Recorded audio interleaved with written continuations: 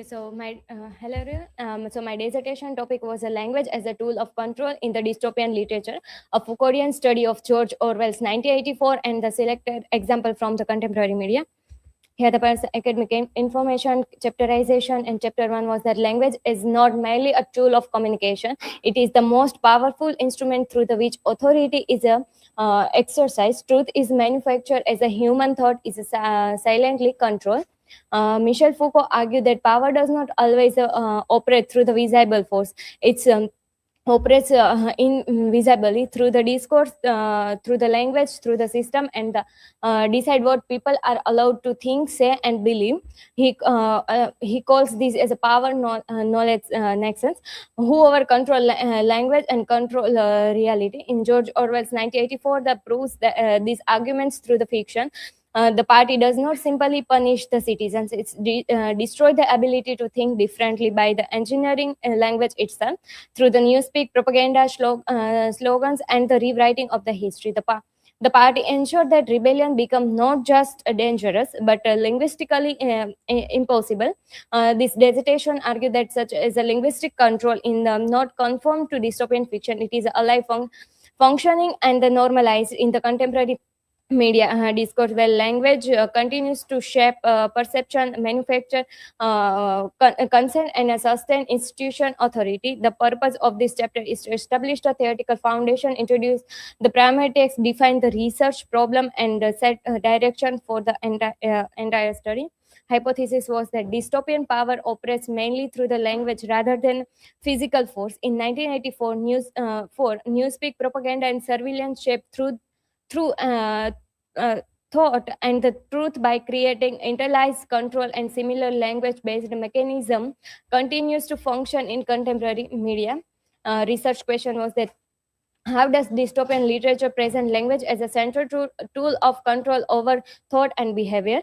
How does George Orwell's 1984 use language, ideology, and surveillance to control individual and the society? So, how do newspeak, politics, slogan, and the historical rewriting function as a system of linguistic control in a 1984? How does surveillance in 1984 self-censorship and the interdiscipline through the language? How does the contemporary media and political communication use language, repetition, and framing to influence public perception in a way similar to 1984? Research objective was that to examine the role of language as a mechanism of control in dystopian literature, to analyze the relationship between the language, ideology, and surveillance in 1984, to study the function of newspeak and propaganda in limiting through the controlling truth, to investigate how surveillance encourages self-regulation and the obedience through the language in 1984, to critically compare linguistic control in 1984 with the language practice in contemporary media and political discourse. At the literature review. So basically, I take a theory of Michel Foucault's discourse and power, and also Norman's language and powers. So here the scholar and work and the argument also. Butchowski argues that language is socially interlinked. Cognitive structure cannot be overwritten by politics. Miller argues that discourse determine what is a true. Power is a productive and interdisciplinary from the speech. Also, he is argued that propaganda and surveillance are mutually reinforcing instrument of the external and the internal course. Also, in the part who connect the idea that constant surveillance create the fear and self-censorship, stripping away individuality and the truth.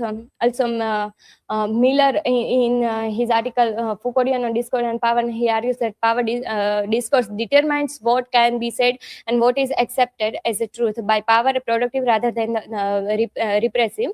Also, in the newspeak, Orwell's 1984 argued that newspeak systematically reduce vocabulary to make the decent and linguistic impossible and suppress intellectuality. And in the language and media, he argued that newspaper are not neutral; they are used language to reflect social value and shape how readers understand events.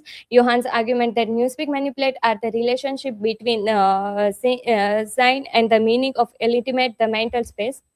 Research gap was that while scholars have extensively analyze newspeak, surveillance, and the media discourse in isolation, there remains a clear lack of research that systematically examines language itself as a shared technology of control in both Orwell's 1984 and the contemporary media using Foucauldian discourse framework. The absence of the such as a comparative theory driven study limits understanding of the how linguistic power transcend the boundaries between the dystopian fiction and the real world media practices. So, chapter 3 was a language as a tool of control in George Orwell's 1984. In the 1984, language is not merely means of communication; it is a central instrument of the totalitarian power. The party does not just punish citizens; it destroys the ability to think differently by engineering language itself. Foucault argued that whoever controls discourse controls the reality, and the party proves that through the every mechanism of linguistic control. So basically, in the chapter 3, that how language control in 1984, that how language control over the characters, and here at the example like newspeak destroying thought through the language, like vocabulary is systematically reduced, words for freedom, rebellion, and individuality are permanently eliminated. When word disappear, thought that disappear to like also Courtin and Willett call his a linguistic engineering. Language is a redesigned to eliminate ideology, operate at its root. Propaganda and other thing like slogan were war is peace, freedom is slavery, ignorance is a strength. Replace logical thinking with automatically obedient. Through the constant repetition, citizens accept the contradiction without questioning. Double things train citizens to hold to contradictory beliefs simultaneously, destroying independent reasoning completely. Ministry of truth and rewriting of the history, like history is constantly rewriting to match currently parties claim. Without a stable past, citizens cannot form independently judgment about the present. Who control the past control the future. Who control the present it's control the past. Language does not describe the history. So in 1984, also is a dystopian novel. In that novel, that major concern was that how language control the people's mind, or just it's their limitation of thought, surveillance, and the panoptism, like telescreen monitor citizens at all times. Fear alone ensure the complete obedience. Also, the surveillance and the newspeak work together. Language limits thought, the while telescreen punish expression. Language in 1984, both the instrument and the dominant of the power. The party control not just what people say, but what they are capable of thinking, remembering, and believing. Through the newspeak, propaganda, surveillance, and the historical revisionism, the party achieves total ideological dominance through the relying solely on physics force. Chapter 4 was a language as a tool of control in contemporary media, power, discourse, and the authority. Like modern media does not just report news; is actively manufactured the reality through the language, framing, and the discourse. Power in contemporary society works invisibly, not through the visible force or explicitly censorship, but through the normalization, repetition, and the strategic use of language. Althusser argued that media is not a neutral institution; it is an ideological state apparatus that reproduce the dominant ideology through the consent rather than association. How language control in media, so framing it, where that event in a describe completely decides how the audience think and feel about it. Media does not just select what to report; it select how to report it, and this shapes the public understanding before audience even question it. Calling a protest a riot create a fear and discourse. Calling it a demonstration highlight the democratic participation. Same event, completely different meaning, and constructed through the language alone. Lexical choice, vocabulary is never innocent. Lexical migration versus asylum seeker, every word carries a hidden ideological position. The influence how audience morally evaluate people and events. Euphemism, collateral damage, hidden reality of civil's death, enhance the interrogation, hide the reality of the fortune.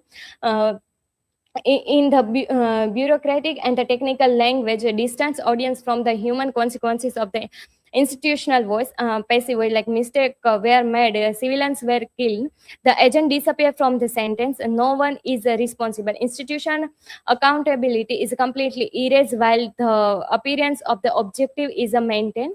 So who control the discourse? The governments, the use of official press, briefing, nation address, and the crisis framing to make the narrative the only acceptable version of the truth. Fear and urgency as a mobilize to narrow the space of for a decent corporate media. A limited number of the corporation control major news outlets, economic interested, and the advertising revenue decide what is reported, how it is framed, and what is a silent. Algorithms like digital platform used automatically systems to regulated visibility. People only see what algorithm decide it relevant.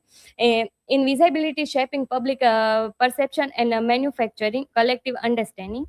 Here are the example which I taken, like protest cover page, Delhi protest take violence turn injured policeman critical. This frames protest as a discourse. The phrase violent and removes human agency. 15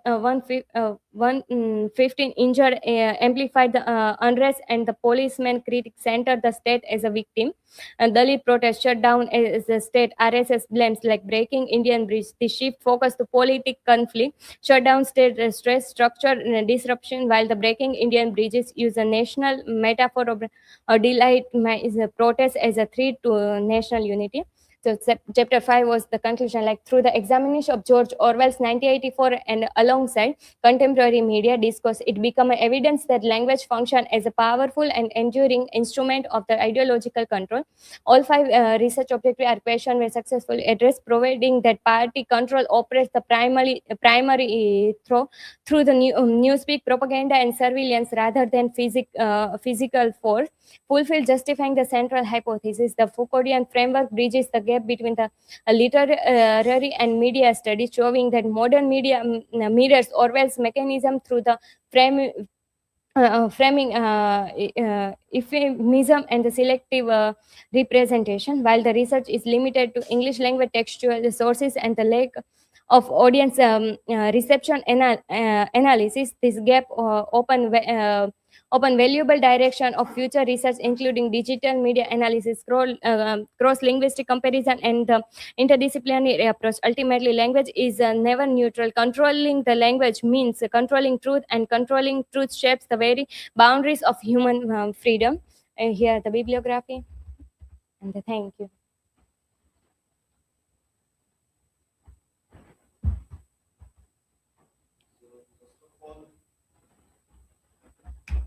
To use this work, this essay by George Orwell, Politics and English Language. That should be one of the foundations of your work. As you try to see, language is a tool of control.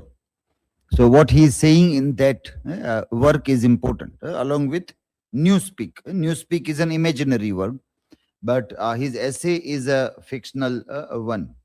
So that needs to be seen. And then you have to take lines from those essays to prove your point. For example, he gives a clear guideline that what should be done, what should not be done to avoid the use of language as a tool of control. 6 rules, he says. There are present 6 rules for writing clear and concise English.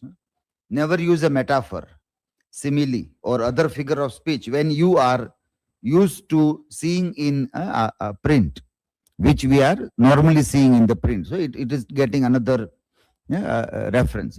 Many times in our classroom discussion, we say that as soon as people connect something with mother metaphor, it becomes problematic.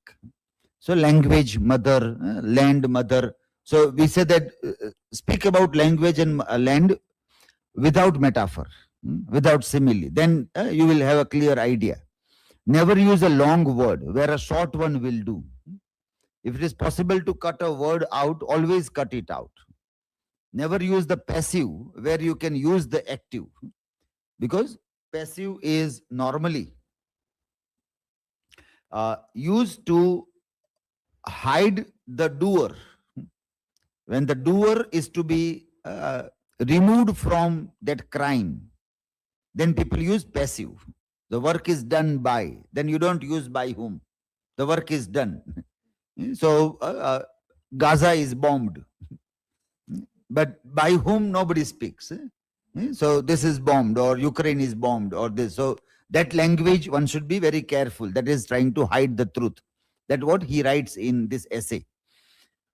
Never use a foreign phrase, a scientific word, jargon. If you can think of an everyday English equivalent. And then he says, break any of those rules sooner than say anything outright barbarous. This rules also should not become something that controls the writing. So use this essay, and many ideas you will get from this Politics and English Language, 1946, to use in your writing also. And you used only 2 examples from contemporary media? Yes, sir. Only 2. But sir, in chapter 4, my main focus on the linguistic, that how language control the. No, but in title you are writing selected examples from contemporary media. Yes. So then only 2 are there. Yes. Only 2 news items you have given. So that is also very limited. Instead, you rework on the title, remove that. Okay. And when you discuss about 1984, wherever you find a space, give an example from contemporary one. Use that technique to write, give example from that, but don't use that in a separate chapter by only giving 2 examples of that. But that can be used in proving George Orwell's this and how it is found in contemporary media. And all other thing that is suggested to others, that also you incorporate in this way.